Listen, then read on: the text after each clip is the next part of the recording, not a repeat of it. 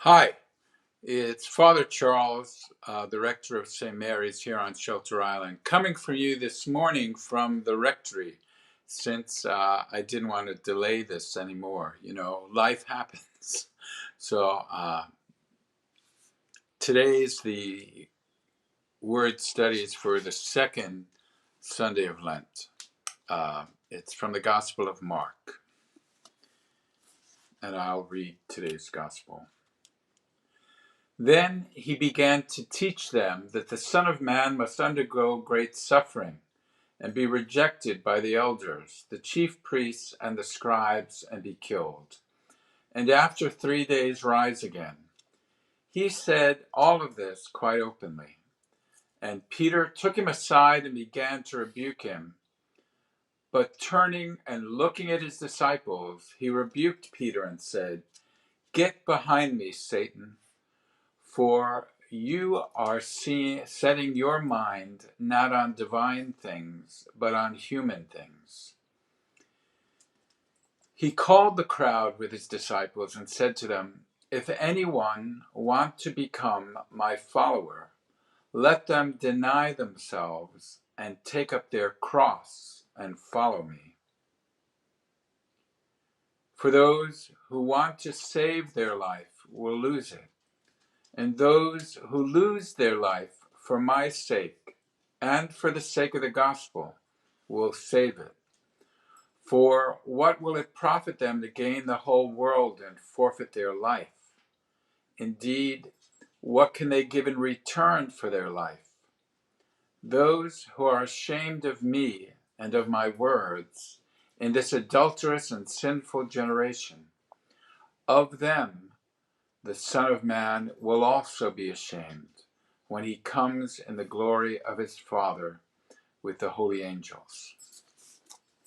Wow, there's a lot to unpack in there. I think what I want to just focus on is the cross and the reality of the cross, how that would have been heard by the first century Christians when this story and saying of Jesus was being shared orally and then eventually when it was written down in the Gospels. "If any want to become my followers, let them deny themselves and take up their cross and follow me." For us, the cross has become a common symbol that we don't even think about, right?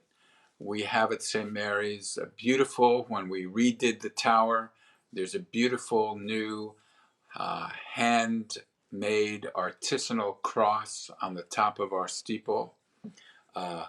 In the sanctuary, there's the brass cross behind the high altar, and wherever often you see us wearing crosses, right? This is a cross that was made for me by a good friend of mine, father, who was a bishop in our Episcopal Church.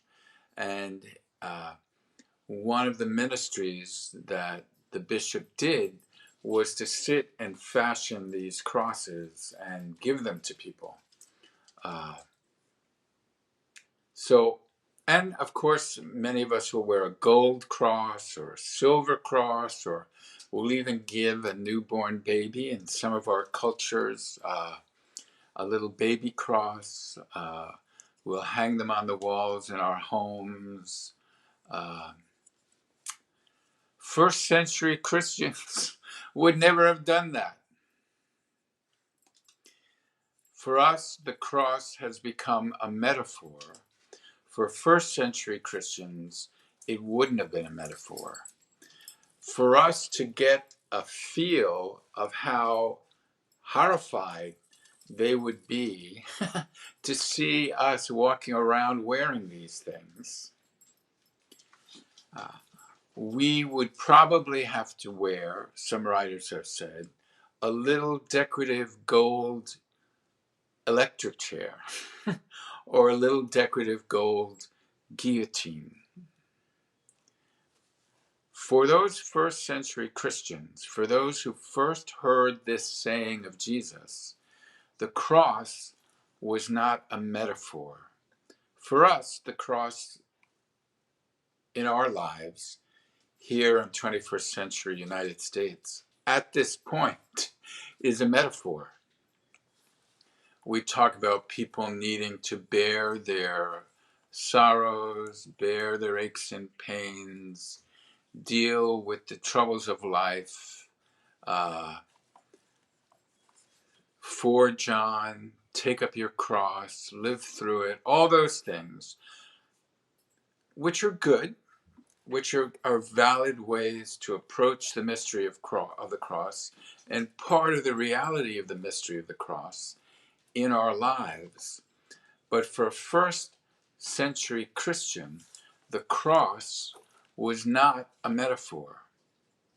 The cross was the most shameful, painful, horrible method of execution that there was.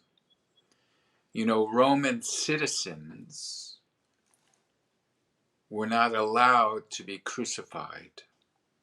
Only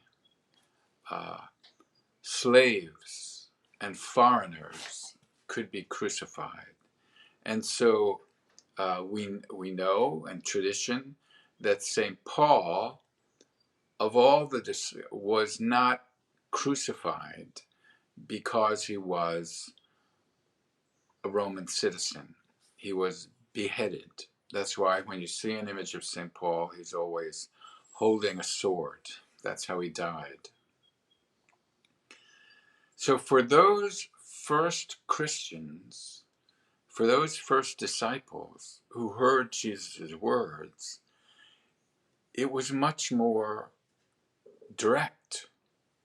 Unless you're willing to be executed and literally lose your life for me, you can't be my follower.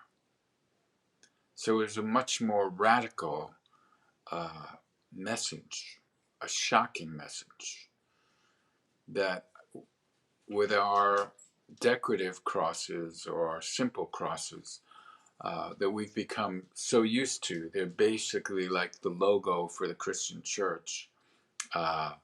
We miss the radicality and the shocking nature of what Jesus has said. And in fact, all the apostles and died by execution. Maybe John the Evangelist, there's a tradition, he died of old age, a natural death. And Christians around the world still do literally lose their lives in places like Pakistan or the Middle East or China or even Russia still. Christians still literally lose their lives for being Christians. For us, here on Shelter Island, it's probably not an issue. And so for us, the cross, we think of it in metaphorical terms. Now, what does he mean by losing his life? In a way, it's kind of contradictory, isn't it? Because he says you have to be willing to lose your life. And yet it says, what does it profit to gain the whole world and forfeit their life? Indeed, what can they give in return for their life? And so obviously he's not talking about physical life, right? If he's telling them, you have to be willing to be executed for my sake and for the sake of the gospel, to really be my follower. And then he says here, why forfeit your life? It seems contradictory. So obviously, he's not talking about, in that instance, the physical life. He's talking what Thomas Merton might call a false life versus our true life. One of the other Gospels puts it in the way, whoever would seek to find their lives rather than lose it cannot be my disciple. And seeking life, seeking that false life, the life that we try to construct, our ambitions, our things, our relationships even, our wants, our prejudices, all the things we seek and spend our time running after to create this image of ourselves, which is not created by God, is not the me